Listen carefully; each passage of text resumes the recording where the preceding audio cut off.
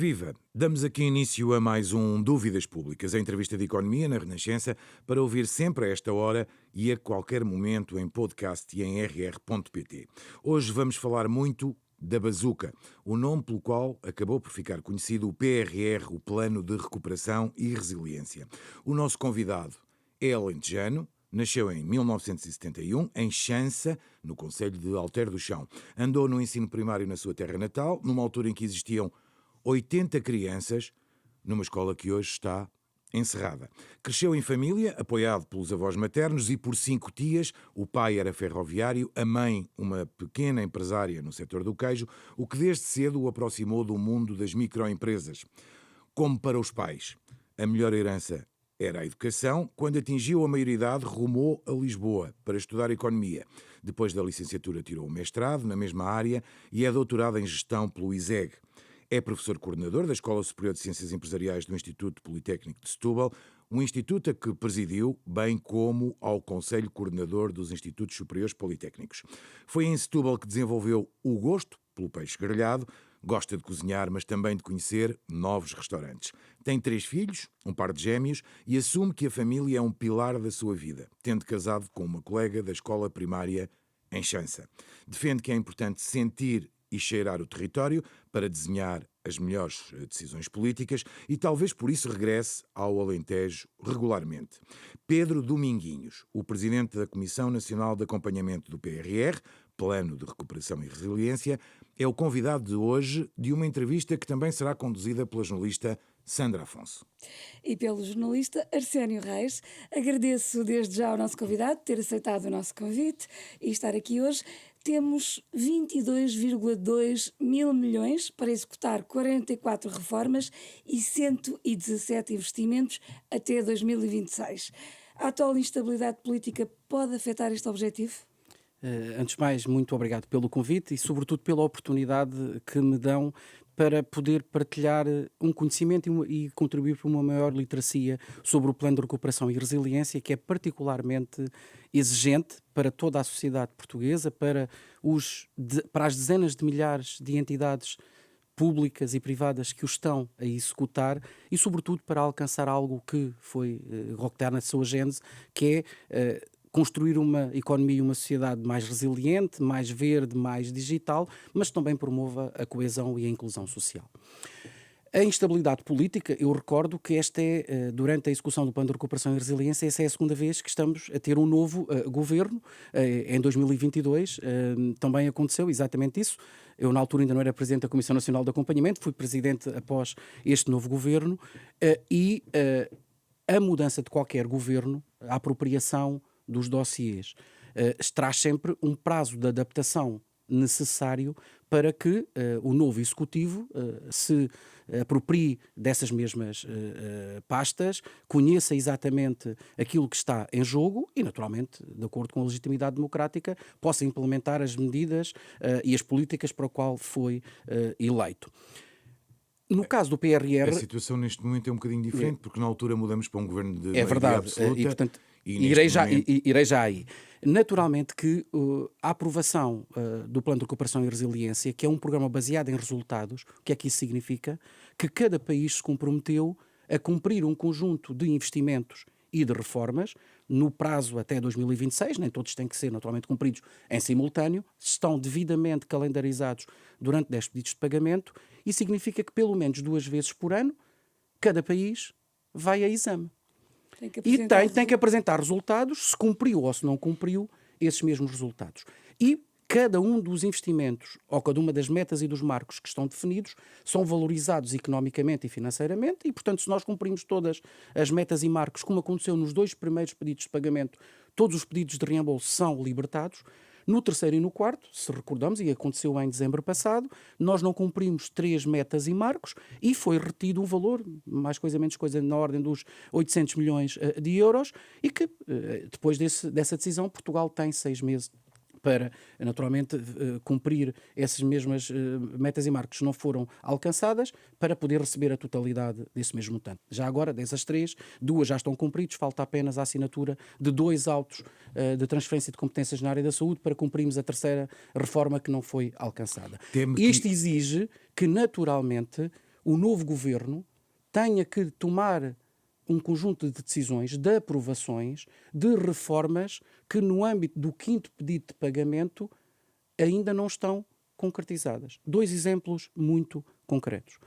A reforma da administração pública e a reforma do mercado de capitais, que são 2 reformas importantes, para que se cumpram a totalidade das metas e dos marcos. Dos cerca de 40 que estão previstos nesse 5º pedido de pagamento, a maior parte está alcançada, sobretudo os investimentos. 3 ou 4 exemplos: a assinatura do contrato da expansão da linha vermelha do metro, do metropolitano de Lisboa, 2 radares de polarização em termos meteorológicos já estão instalados e a funcionar, a beneficiação de alguns milhares de postos de formação no âmbito do IFP. Portanto, estamos a falar deste tipo de questões. E noutra perspectiva, consegue identificar o que é que falta para garantir o 5º cheque de Bruxelas? Esses são 2 casos concretos. O lançamento do primeiro leilão de biometano, que está preparado. Ele era para ser lançado no dia 10 de novembro. E, portanto, houve consulta pública, ele estava preparado. Portanto, esses 3 casos concretos são... Ontem o Conselho de Ministros aprovou a criação da estrutura de missão para o licenciamento dos gases renováveis, que é também um dos objetivos, e, portanto, foi uma resolução do Conselho de Ministros, que agora, naturalmente, terá que ser operacionalizado, mas nós estamos, neste momento, de acordo com a última informação recolhida pela Comissão Nacional de Acompanhamento, referente ao 5º pedido de pagamento, com o cumprimento de um conjunto, ou da larga maioria. Esta é uma reforma da administração pública que exige aprovação da Assembleia da República. Naturalmente, um governo em gestão, uma Assembleia da República que foi dissolvida a partir do dia 15 de janeiro, não tinha as condições objetivas para aprovar essas reformas. Aquilo que é conhecido é que existe uma proposta de reforma devidamente, ou diria praticamente concluída, para, naturalmente, deduzo que na pasta de transição vai ser apresentado ao novo governo, e o novo governo terá que tomar uma decisão se continua com aquela reforma ou se entende que poderá fazer outra. Dar uma nota que o país pode decidir qual é o momento em que pede o pedido de reembolso.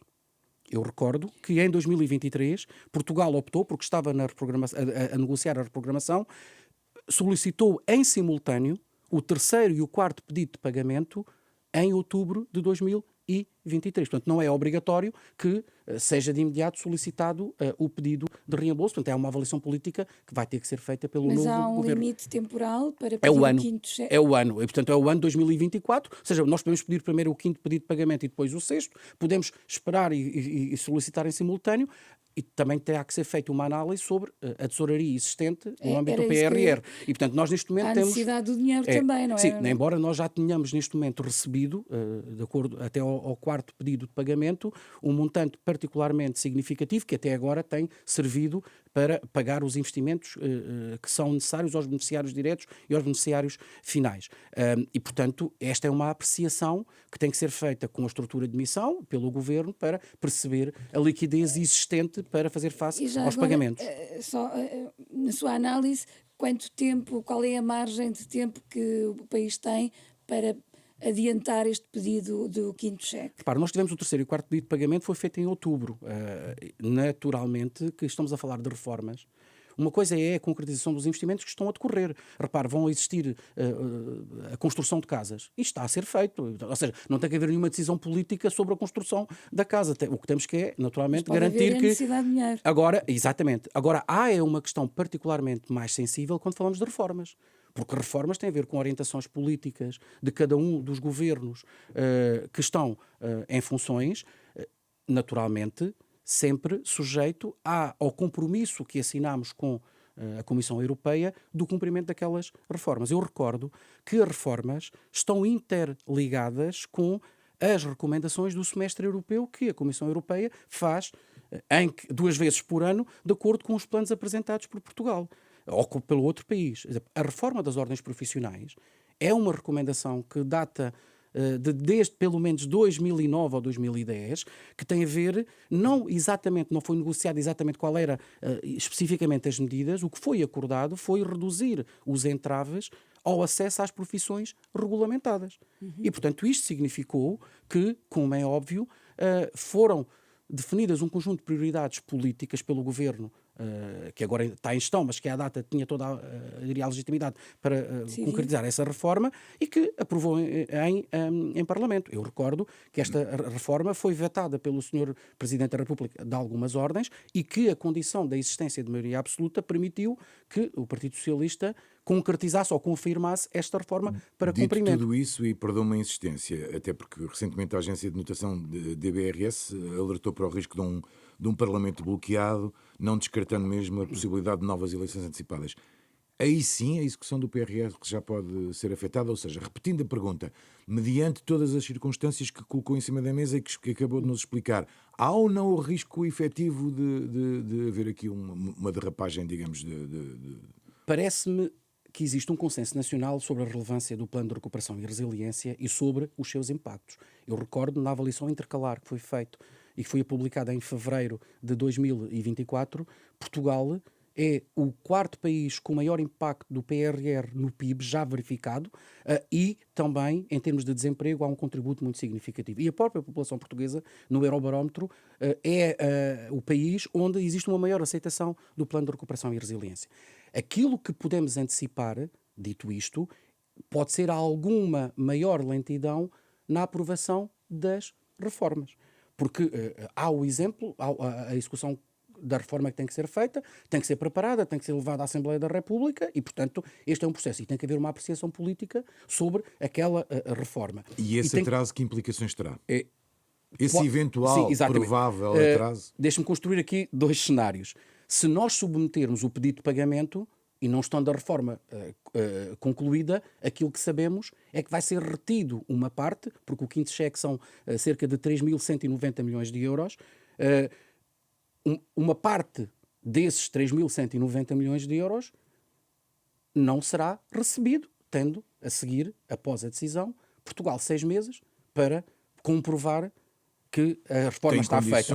Exatamente. Se não for submetido o pedido de pagamento, naturalmente, só quando for submetido, e aí o Governo pode decidir, bem, eu só vou submeter quando estiver convencido que estão todas cumpridas. E, só portanto, para ficar claro, então é melhor atrasar a submissão do pedido do que eventualmente fazer o pedido e depois não ter condições para executar. É uma análise que tem que ser aqui incluída também a questão da tesouraria existente em termos de PRR. Se nós antecipar, assim, eu estou convencido que não há, perdão uma expressão, não vem mal ao mundo se nós atrasarmos 2 ou 3 meses a submissão.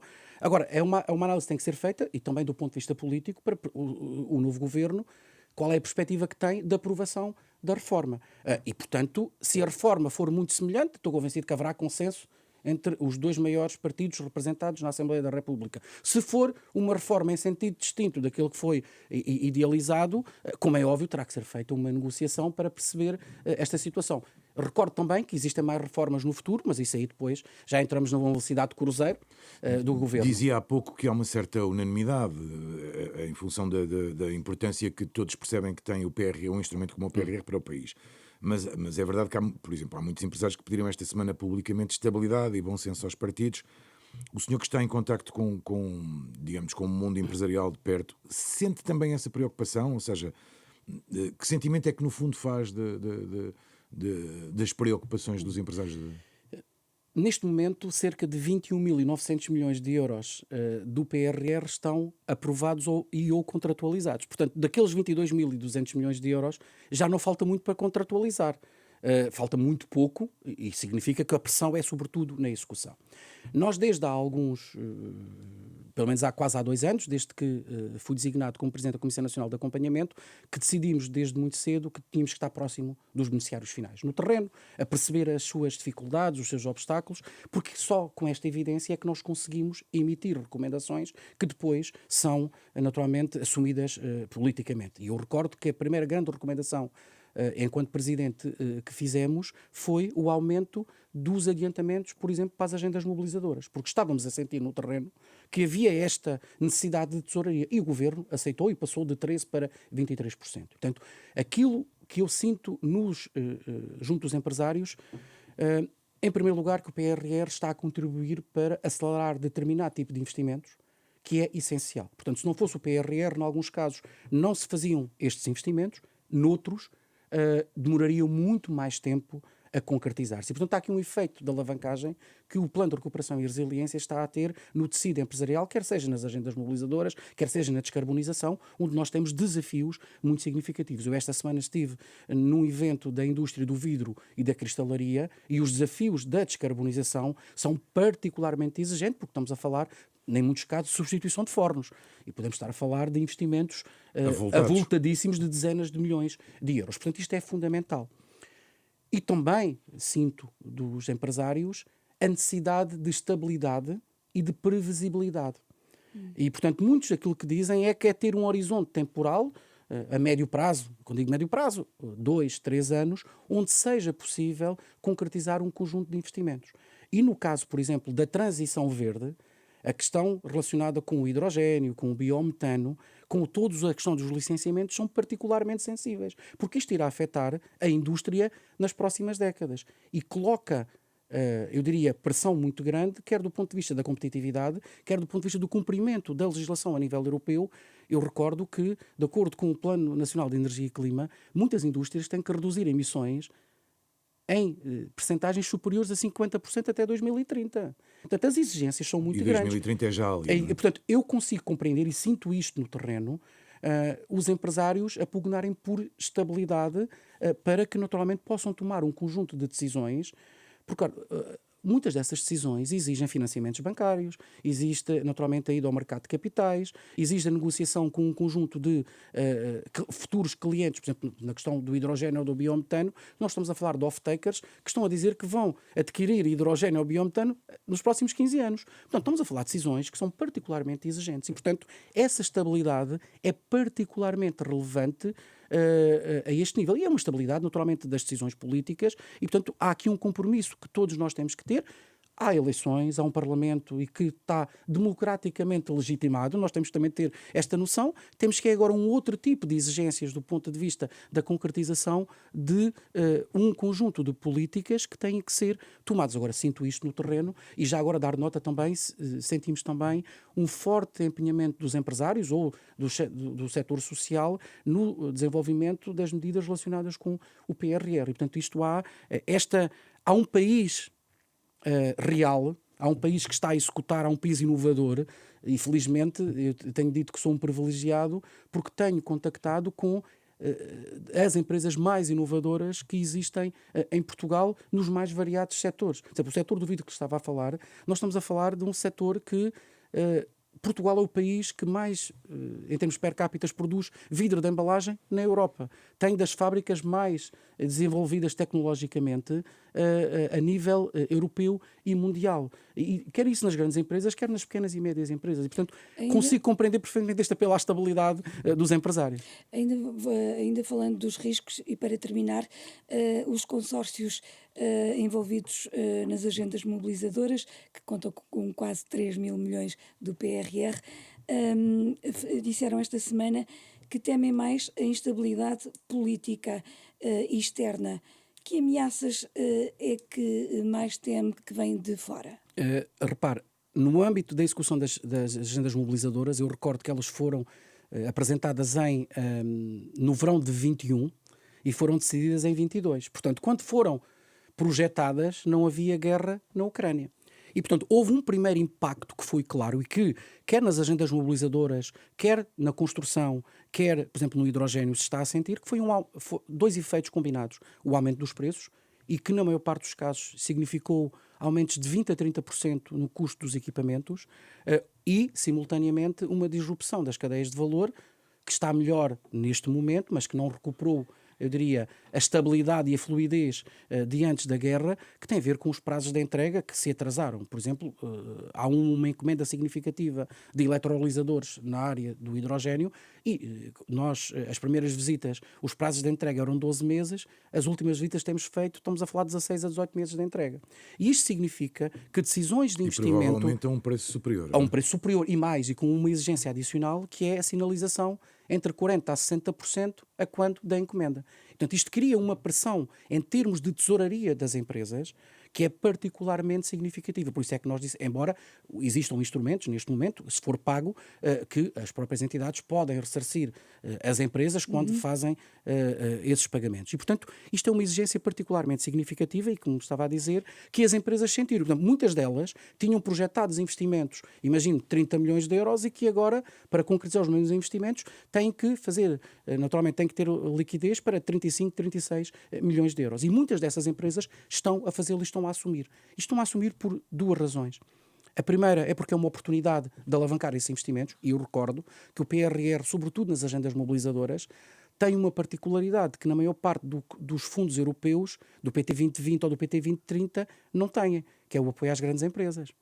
E, portanto, quer nas agendas mobilizadoras, quer na descarbonização, onde também há um montante significativo já aprovado na ordem dos 700 milhões de euros, muitos dos beneficiários são grandes empresas. E, portanto, isso significou que as empresas tiveram, porque é fundamental, e depois a segunda é uma questão de sobrevivência ou de competitividade.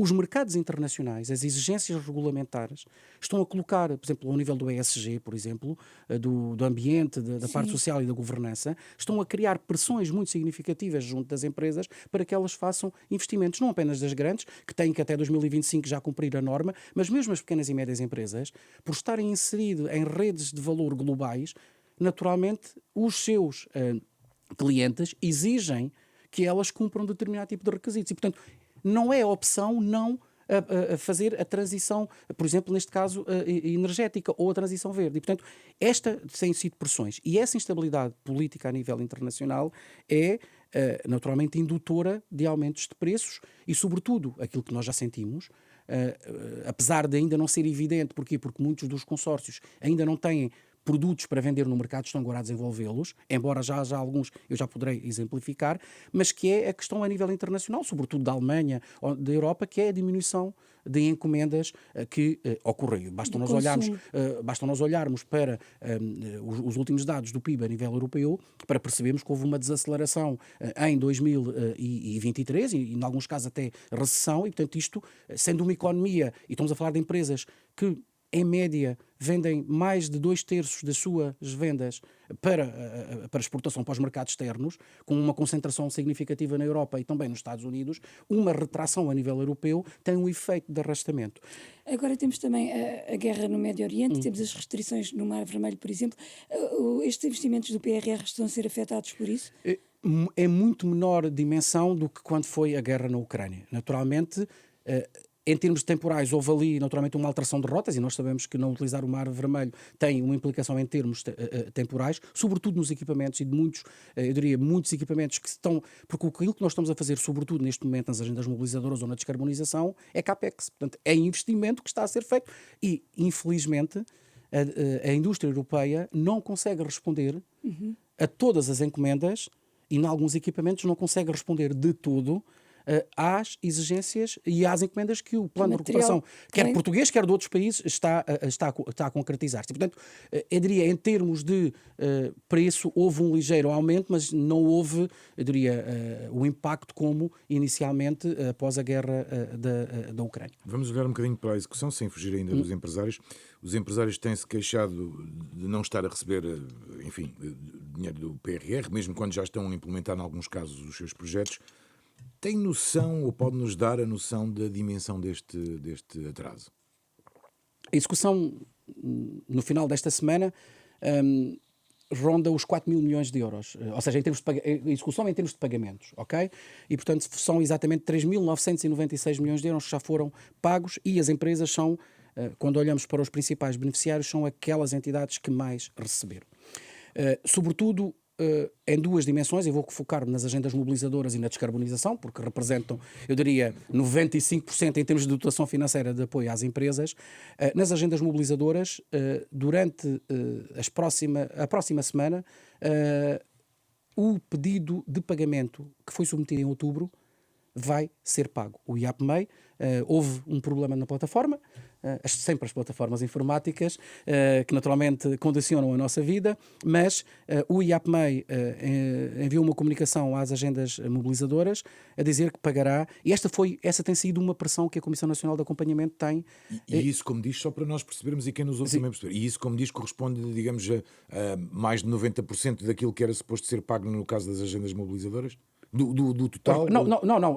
Repare, no caso nesta das agendas tranche, mobilizadoras, vai ser pago tudo aquilo que os consórcios submeteram. E, portanto, isso significa que os consórcios podem submeter até 4 pedidos, não são obrigados a submeter até 4 pedidos por ano, portanto, trimestralmente, e por cada pedido de pagamento, naturalmente, é analisada a despesa submetida e é paga. E, portanto, aquilo que, em termos médios, posso dizer é que aquilo que foi apresentado de despesa ainda não superou o valor do adiantamento. Portanto, as entidades receberam 23%. Ainda têm dinheiro disponível. E têm dinheiro disponível. Naturalmente que este é um ano particularmente sensível, porque muito do investimento está a ser feito. Independentemente disso, é um direito das empresas e é um dever do IAPMEI pagar a tempo e horas. E, portanto, como lhe disse, o pagamento submetido em outubro vai ser pago durante o mês de março. E também o IAPMEI já está a analisar o pedido de pagamento que foi feito em janeiro, que espera concluir até final de abril. Idealmente, esse pagamento submetido em outubro deveria ter sido pago quando? Passado cerca de 1 mês e meio, 2 meses. Um mês e meio a 2 meses. Porquê? Porque tem que haver uma análise dos pedidos de pagamento e dar nota que o IAPMEI reforçou a equipa nos últimos 2 meses, porque era uma lacuna que foi identificada, era a escassez de recursos humanos necessário, portanto, e o relatório da Comissão Nacional de Acompanhamento tem sido feita. E também por isso que temos aqui estes, digamos, 2 meses e meio, 3 meses de atraso. Que me parece que pode ser reduzido. Houve aqui esse problema com a plataforma e que naturalmente não é uma condição normal. Aquilo que é adequado, eu diria, entre 1 mês a 1 mês e meio seria o ideal, e o próprio IAPMEI neste momento tem condições para poder, com os recursos humanos que tem, com a aprendizagem que já fez dos pedidos de pagamento, de acelerar esses pedidos de pagamento, ou seja, encurtar o prazo que seja feito. Não se repetir a situação que se Exatamente. agora. Depois, no caso da descarbonização, todas as entidades receberam os 23%. E aqui há duas tipologias de projetos. Há os projetos simplificados, que vão até 200 mil euros, e muitos deles estão concluídos, porque tem a ver com, imagine, instalação de painéis fotovoltaicos, com a aquisição de empilhadores elétricos, e que na realidade têm um efeito imediato na descarbonização e na eficiência energética e na redução da pegada e da emissão de gases com efeito de estufa. E aí o IAPMEI neste momento está a começar a fazer os pagamentos de saldos finais. E depois existe outra tipologia que são os grandes projetos da descarbonização. E estamos a falar de projetos com subvenções de 20, 30, 40, 50 milhões. E muitos desses projetos estão ainda na fase da execução. Uma das empresas que visitei no setor do vidro está a instalar um forno, e portanto é o apoio em termos de descarbonização que foi naturalmente conseguido após a aprovação da candidatura, está a instalar um forno para a cozedura. Isto significa alterar profundamente aquilo que era o perfil do ponto de vista energético do que era tradicionalmente, 80% de gás, e o forno que está a ser instalado pode ir até 80% eletrificado e só com 20%. Claro que depois tem que ter a garantia que há abastecimento de hidrogénio, que há ou de biometano, ou que existe toda a capacidade elétrica para fazer. Mas isto é uma alteração profunda. Portanto, esta empresa, e eu visitei a empresa, portanto, tem os cabos feitos e enterrados no solo, está a aguardar os geradores, os transformadores, e está a aguardar também o forno para ser instalado. E, portanto, desse ponto de vista, à medida que a empresa vá apresentando as faturas, o IAPMEI está em condições de pagar. Aqui, qual é o desafio? Um forno é relativamente simples de instalar e do ponto de vista de autorizações e de entidades regulamentares não é muito significativo. Mas quando, por exemplo, e há um projeto que é para instalar uma pá eólica, isso exige naturalmente que sejam dadas e concedidas as autorizações necessárias do ponto de vista ambiental. Portanto, a execução financeira não está atrasada. Ou seja, quando eu digo não está atrasada, ou seja, o IAPMEI não tem lá uma fatura para pagar. Não existe ainda execução física, ou seja, claro que há projetos. Quando é elaborado um projeto, a empresa pode submeter, o IAPMEI paga. Agora, o grosso do investimento, que é a aquisição, por exemplo, da pá, ainda não está realizado. Ou seja, dou-vos um outro exemplo. A Stellantis, que é líder de um consórcio, vai começar a produzir o carro elétrico, uma tipologia de carro elétrico, a partir do último trimestre deste ano. Há um conjunto de investimentos. É o que vai para os Jogos Olímpicos. Não, isso é outro. Isso okay. é da Caetano e, portanto, que também vai para os Jogos Olímpicos. São 250 veículos. Mas, naquele caso da Stellantis, ou seja, a Stellantis, naquele caso concreto, está a fazer investimentos no âmbito da plataforma tecnológica, de outro tipo de investimentos, e pode começar a submeter esses pedidos de pagamento. Por exemplo, nós temos empresas na área do setor dos vinhos que estão a fazer profundos investimentos na área da modernização das adegas, por exemplo, em muitas infraestruturas para apoiar a produção, o embalamento, o engarrafamento, e depois existe a parte das despesas de recursos humanos, que são permanentes. E, portanto, desse ponto de vista, houve um aumento dos pagamentos. É importante haver essa celeridade na análise desses mesmos pagamentos, mas também temos que perceber que os investimentos têm fases de desenvolvimento, em ciclos de investimento que são importantes. Está a dizer que, pronto, os projetos estão aqui a avançar em diferentes velocidades, como é normal. Pode-nos dizer, por áreas ou setores, ou até dar exemplos, quais são os que estão mais atrasados e que eventualmente pode ser um problema ou uma preocupação para a Comissão? Assim, neste momento nós temos visitas regulares ao terreno, e em todas as agendas mobilizadoras há dados concretos a executar. Repare, quando nós falamos de uma agenda mobilizadora que vai produzir e quer produzir um avião, e que naturalmente o compromisso é ter um protótipo em final de 25, neste momento não há protótipo. Ou seja, estão a ser feitos todos os estudos de design, de engenharia, e, naturalmente, aquilo que nós acompanhamos, por isso é que é fundamental estar no terreno, é se as atividades que estão a ser desenroladas estão alinhadas ou não com o planeamento. Com o calendário. E com o calendário. Mas, portanto, nós temos resultados já concretos.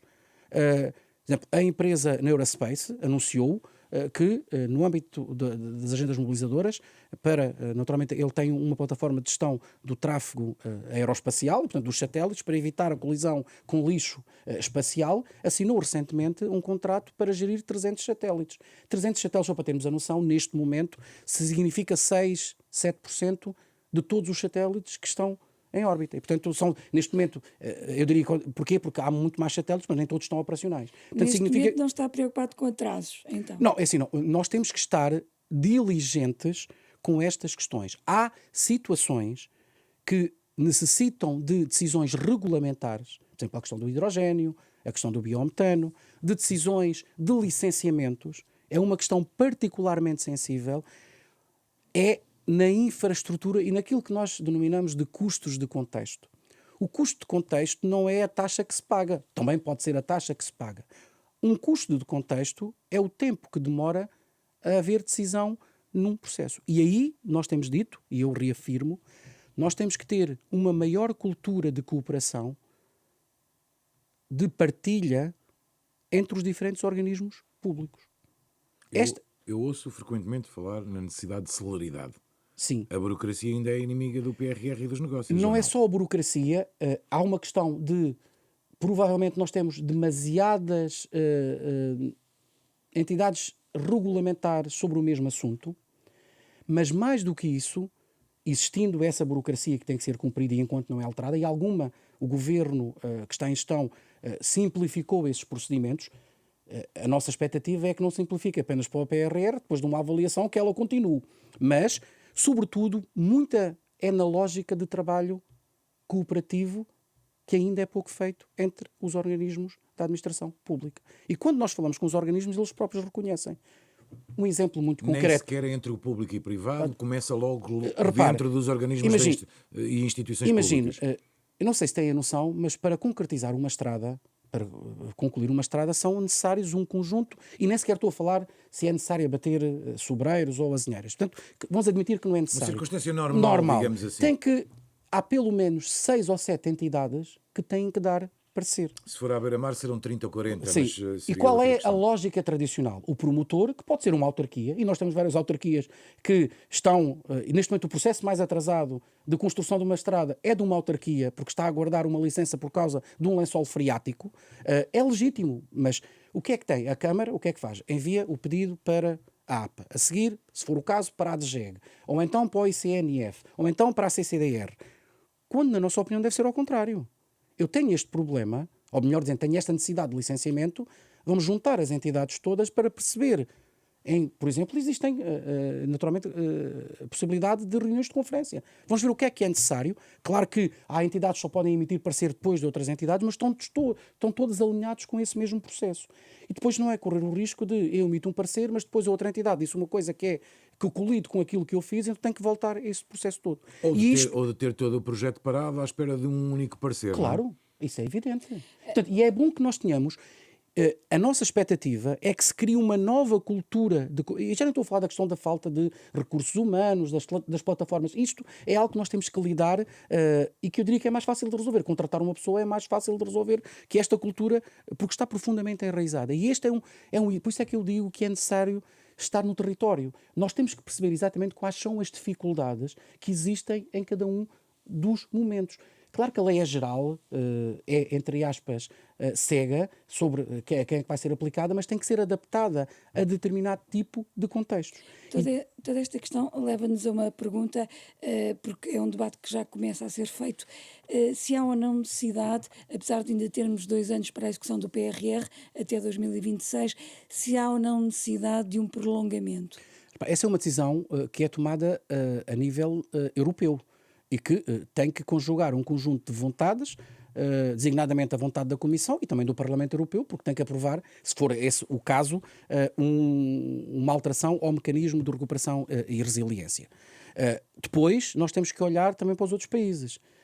E é bom que nós tenhamos a noção que Portugal, apesar de haver aqui, nós podemos ter uma concretização mais acelerada, apesar de percebermos que há aqui timings e há diferentes ciclos de investimento que não podem ser todos concretizados em simultâneo. Nós tínhamos condições de poder ter uma execução mais acelerada, sem dúvida alguma, mas Portugal, a nível europeu, não compara mal.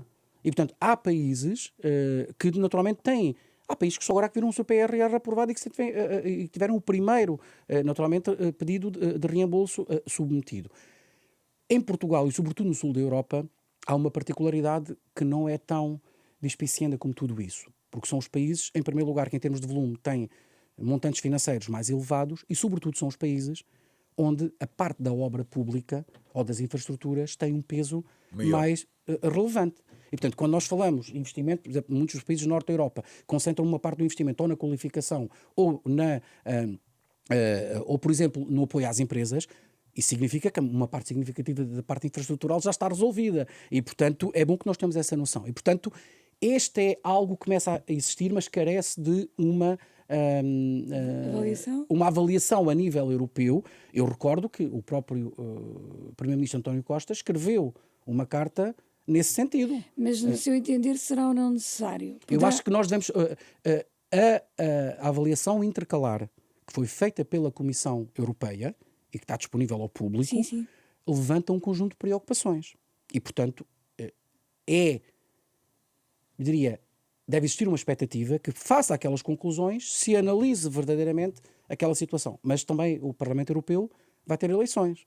E temos que esperar pela composição do novo Parlamento Europeu para perceber qual é o equilíbrio de forças também a nível europeu. Portanto, esta é uma situação que é particularmente política, mas que as avaliações têm que ter consequências. Até as eleições do Parlamento Europeu podem atrasar esta análise de eventual pedido de adiamento? Não, acho que neste momento até às eleições do Parlamento Europeu não existe qualquer condição para ser tomada uma decisão. Agora, há vários países que começam a levantar esta questão e que deve ser discutida. Inclusivamente há vários deputados portugueses ao Parlamento Europeu que já levantaram essa questão e, portanto, não é uma novidade face a esta situação. Mas lá está, agora temos um instrumento diferente, porque temos uma avaliação intercalar do próprio mecanismo pela Comissão Europeia. Portanto, devem ser analisadas as recomendações e de ser retiradas as consequências políticas ou decisórias sobre o mecanismo de recuperação e resiliência que naturalmente recaiam sobre essas decisões. Desde o início que discutimos o receio e a possibilidade de irregularidades e fraudes. Tem sido feita essa avaliação? Que balanço é que, no fundo, nos pode fazer? A Comissão Nacional de Acompanhamento não tem como missão olhar para as fraudes, mas... Eu percebo. É só para perceber aqui as competências. Desde o início do PRR, eu diria que mais de 20 auditorias foram feitas sobre de várias natureza. O Tribunal de Contas Europeu já auditou pelo menos 2 vezes o próprio mecanismo a nível europeu e impôs na sequência do relatório especial 7/2023, um conjunto de alterações significativas e que neste momento aquilo que sentimos no terreno é os beneficiários, entre aspas, a queixarem-se que aumentou a carga burocrática, isso é um exemplo muito claro da consequência legítima, como é óbvio. Portanto, na sequência desta auditoria foram feitos um conjunto de recomendações, 2 ou 3 exemplos. Um controle mais apertado do duplo financiamento, para perceber que o mesmo investimento não está a ser, a mesma fatura não está a ser paga por 2 apoios. O registro central... Eventualmente pelo PRR... E por PT 2020, por... claro, exatamente. Então, temos que garantir que a mesma despesa não está a ser paga. Isto significa uma carga adicional. Por exemplo, a questão do regime centralizado do beneficiário efetivo, ou seja, nós temos que saber exatamente quem é que recebeu o fundo e aquele apoio do PRR. E cada entidade está, naturalmente, a monitorizar, e em Portugal existe o portal de transparência, onde todos os investimentos estão devidamente sinalizados, identificados com o valor, a entidade, ou então os conflitos de interesse, onde cada entidade e cada pessoa que intervém no processo tem que, deste ponto de vista declarativo, isto significa este aumento. Portanto, esta é uma questão. O Tribunal de Contas chegou a dizer que havia candidatos que estavam a avaliar os próprios processos. Esta foi uma situação que, no âmbito de uma inspeção, foi identificada e que Portugal agora terá que responder. Portanto, lá está a questão de conflitos de interesses. Já foi corrigida neste momento. Quer dizer, estamos a falar de um caso concreto e que, naturalmente, foram...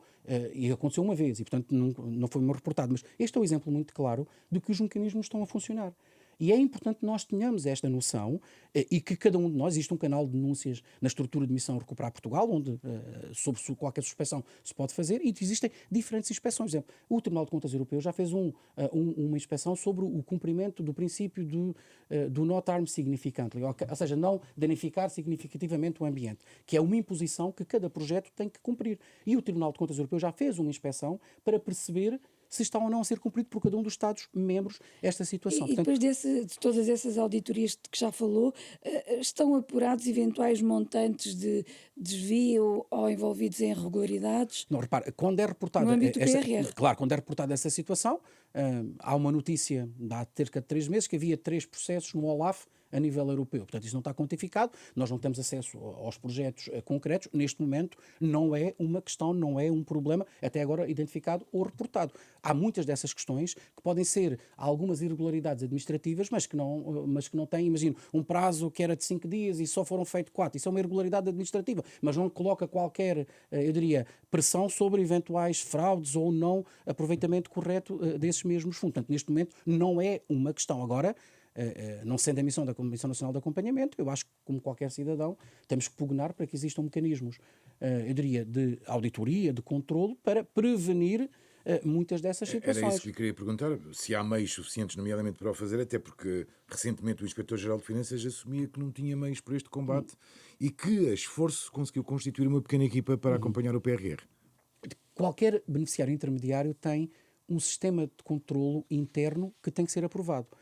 E, por exemplo, quando da submissão de um pedido de pagamento, a Comissão de Auditoria e Controlo, que é outra entidade criada no âmbito do PRR, tem que emitir um parecer. E uma das questões fundamentais que olha é para o sistema da auditoria, ou seja, se foram garantidos um conjunto de passos que são essenciais. E naturalmente, isso é um processo sempre de melhoria contínua, ou seja, a robustez do sistema de controle interno hoje em dia são muito superiores do que eram no início do Plano de Recuperação e Resiliência. Portanto, também aqui houve um processo de aprendizagem particularmente relevante. E depois eu recordo que nos pagamentos é sempre feito esta verificação também da própria despesa. Portanto, nós temos um conjunto de camadas de verificação de diferentes entidades ao nível do processo, na execução, e depois no controlo e na auditoria, que são fundamentais. O Tribunal de Contas em Portugal também já fez auditoria a alguns desses mesmos investimentos. Agora, dar a notar que muito do PRR neste momento está, e sobretudo no caso das empresas, mas também dou o exemplo da habitação, o exemplo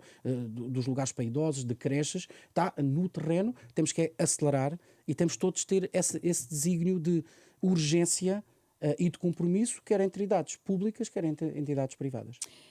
Sabemos que os investimentos do PRR são alavancados ou por participação privada ou pública. Temos uma ideia de qual é a percentagem de investimento direto estrangeiro nestes projetos? Neste momento é uma das preocupações da Comissão Nacional de Acompanhamento. Ou seja, nós estamos a preparar e estamos a recolher informação para, durante o ano 2024, não sei se conseguiremos publicar no relatório que iremos apresentar publicamente no dia 4 de junho de 2024, que era uma análise dos principais beneficiários em termos de tipologia de empresas. Por dimensão, por localização, eu diria, geográfica e também por natureza. Lá está, isso exige que celebramos um protocolo com o Instituto, com o IRN, Registro e Notariado, porque o acesso a essas bases de dados não é livre, portanto temos de celebrar esse protocolo para as poder utilizar, mas é essencial fazer essa análise. Aí já estamos a olhar para uma outra dimensão que é essencial e que eu não gostava de deixar de referir, que é a preocupação com a análise e a avaliação dos impactos. Porque eu poderia refazer ou pegar na sua pergunta de outra forma, qual é a percentagem de valor acrescentado nacional que nós estamos a incluir nesses mesmos projetos. E esta é uma preocupação. Agora, há uma questão que nós temos de ter a noção. Nós precisamos de investimento direto estrangeiro. Sim. Ou seja, daquelas empresas de vidro que eu visitei, são 3 grandes grupos, 2 deles têm capital estrangeiro. E é normal que estes grandes consórcios... E Portugal, quer dizer, Portugal tem continuado a atrair investimento direto estrangeiro, tem andado no top 10 a nível europeu da atração de investimento. E nós precisamos de atrair investimento direto estrangeiro. Precisamos também, em simultâneo, e que o PRR está a alavancar, é de reforçar os grupos económicos nacionais. Esta é uma preocupação essencial. Nós precisamos de ter de mais empresas com maior dimensão. Porque as exigências em termos de economias de escala, as exigências de competitividade nos mercados internacionais, exigem uma capacidade financeira, exigem uma capacidade e massa crítica em termos de talento, de recursos humanos, que não é compatível a determinado tipo de patamares com a dimensão que nós temos. Nós precisamos de continuar a reforçar a competitividade, mas simultaneamente, por exemplo, essa reforma do mercado de capitais que está para ser prevista, entendemos que deverá também ter mecanismos que possibilitem essas fusões ou aquisições para garantir, eu diria, uma maior massa crítica, porque é essencial. Mas então, pelo que me diz, ainda não sabemos, ou não há ainda dados concretos sobre o peso dos grupos nacionais nestes projetos e nestes investimentos. Já sabemos. Precisamos é ter dados mais apurados. Porquê? Porque, repare, muitos deles ainda não concretizaram a totalidade dos investimentos. E, portanto, há intenções de investimento, e isto é possível fazer neste momento. É esse trabalho que nós queremos, em breve, apresentar sobre as intenções de investimento, e depois há uma análise que deve ser permanente, que é sobre a dinâmica da concretização desses investimentos, porque é essencial. E aí foca-nos na questão dos impactos, que é fundamental que nós consigamos avaliar. A origem do capital e impacto. Exatamente. Estamos mesmo a correr já contra o tempo, ainda assim não gostava de deixar em branco algumas questões. Tem sido manifestada, nomeadamente, preocupação com a capacidade de investimento quando terminarem as verbas do PRR. Por exemplo, o Ministro das Finanças, Fernando Medina, sugeriu a criação de um fundo, que ficou, aliás, a ideia conhecida como Fundo Medina, criado com o excedente orçamental para substituir o PRR a partir de 2026. Que soluções é que podem existir a partir de 2026? Eu dividia entre CAPEX e OPEX. Ou seja, a questão de investimento, entre investimento e em operação. E se calhar começava pela operação. Os investimentos que nós estamos a fazer em termos de PRR, quer do ponto de vista de investimentos públicos, quer do ponto de vista de investimentos privados, estão a criar exigências para o futuro. Se calhar falo do ponto de vista público, que é mais fácil. Quando nós estamos a construir mais creches, mais lugares para idosos, isso significa que quando ficarem construídos, porque estamos a aumentar, não estamos apenas a remodelar, estamos a aumentar o número e então no caso das creches tem sido evidente, nós significa que estamos a aumentar a despesa fixa nos acordos de cooperação entre a Segurança Social e essas mesmas entidades. Quando nós estamos a construir mais hospitais, isso significa que estamos a projetar um conjunto de despesa em recursos humanos, em manutenção, etc., que tem que ser garantida. E eu recordo que no próprio acordo que foi assinado por cada um dos Estados-membros, esta garantia de sustentabilidade teve que ser dada. Portanto, nós temos que perceber que esses investimentos exigem um outro tipo de análise para o futuro, que é positivo. E, portanto, nós temos que continuar a fazer a manutenção da estrada. Portanto, há aqui uma exigência, e tem que ser planeada desde já, sobre a sustentabilidade e o financiamento do ponto de vista operacional. Há depois uma questão em termos de investimento. Nós sabemos que, e os dados são claros, o investimento público em Portugal está, eu diria, maioritariamente alavancado nos fundos europeus. Sem fundos é residual. Exatamente. E, portanto, nós temos que perceber e preparar o futuro para garantir uma cadência de investimento que é particularmente sensível. Era isso que lhe perguntava, Seja exatamente. por esse fundo, seja por um outro, ou seja, de um assumir de compromissos que em cada orçamento de Estado é destinado uma determinada percentagem para investimento, porque esta é uma exigência particularmente significativa. Sem cativações, não é? Isto é uma questão de gestão política que naturalmente, quer dizer, se cativa não se investe, e portanto é evidente. É mais do que... Mas não vale a repare, pena nós temos orçamentar-se instrumentos depois. como o Banco Europeu de Investimentos. As exigências, por exemplo, em termos de transição climática que nós temos que fazer são hercúleas. E portanto é evidente que nós temos que apostar nesse tipo de... Muitos desses investimentos será privado, não tenho a mínima dúvida, mas é bom que nós projetemos o futuro para garantir uma cadência de investimento que garanta que nós consigamos quer repor o estoque, porque há depreciação, quer aumentar, ou que o fluxo garanta quer a reposição do estoque, quer a criação na formação bruta de capital fixo, que nós temos investimento líquido. Isto é algo que é particularmente, como país, nós temos de tomar essa decisão. E devia de haver um entendimento partidário para essa necessidade de investimento? Não, repare, essas decisões têm que ser feitas do ponto de vista consensual. Na inexistência de uma maioria absoluta, carece esse tipo de acordos. Não tenho a mínima dúvida de que a questão do investimento, e quando falamos de investimento, falamos a vários níveis. Falamos na educação, falamos na inovação, falamos nas infraestruturas, e isto é particularmente relevante para nós garantirmos. Não estou a falar na parte operacional, de salários, estas coisas, isso é outra questão, mas é essencial nós garantirmos uma cadência de investimento. Parece-me que nós devíamos ter um objetivo de investir uma determinada percentagem do PIB em determinado tipo de infraestruturas, em determinado tipo de áreas que são fundamentais para a sustentabilidade do nosso país. Parece-me que esse é um consenso que não deve ser difícil de alcançar. Só uma questão, não queria terminar sem lhe perguntar que avaliação é que faz do Banco de Fomento? Nós não somos ponto número 1, não damos notas. Nós fazemos uma apreciação qualitativa e quando mas pode, não tem problema nenhum. Pode dar notas. Sim, eu sei, mas não farei. Como professor do ensino superior, essa foi a minha vida, foi classificar vários instrumentos de avaliação. Mas não, nós avaliamos de acordo com a evidência que recolhemos. E, portanto, e já o escrevemos no último relatório e que vamos continuar a escrevê-lo. Nós temos visto uma dinâmica importante de maior proximidade com as entidades empresariais, falo com as empresas, precisamos de resultados concretos. E os resultados concretos, para além, naturalmente, da assinatura com as capitais de risco, porque é a própria natureza do investimento, precisamos agora de ter mais empresas não financeiras apoiadas. Porque, repare, a meta, até há uma meta agora do quinto pedido de pagamento, que é a contratualização de pelo menos 650 milhões de euros pelo Banco de Fomento, e essa meta está cumprida, porque o Banco de Fomento já contratualizou mais 650 milhões de euros, mas quando olhamos para as empresas não financeiras apoiadas, ou por instrumentos diretos do Banco de Fomento, ou por instrumentos via capital de risco, esse montante é ainda muito reduzido, na ordem dos 8,5%. O que significa que nós estamos num processo importante, mas que entendemos que ao nível da literacia financeira desses instrumentos, ao nível da maior proximidade das empresas, eu acho que há um caminho a percorrer, mas como é óbvio, que está a começar a dar frutos com num pipeline de investimento que até final deste primeiro semestre vai aumentar, eu diria que mais do que duplicar, face aos cerca de 100 e poucos milhões de euros que temos. Insisto na pergunta do Arsénio, a avaliação é positiva ou negativa?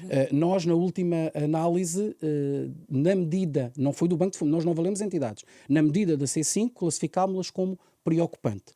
E, portanto, nós temos 4 níveis, que é do mais baixo, que é crítico, depois preocupante, necessário acompanhamento e alinhado com o planeamento. No último relatório estava classificado como preocupante. E agora? A próxima análise, então estamos a elaborar o relatório e não lhe posso adiantar porque estamos a recolher evidência no terreno. Estamos mesmo a terminar, queríamos ouvi-lo ainda sobre o seu gosto musical, pedimos sempre aos nossos convidados que escolham um tema musical que de alguma forma lhes tenha marcado a vida.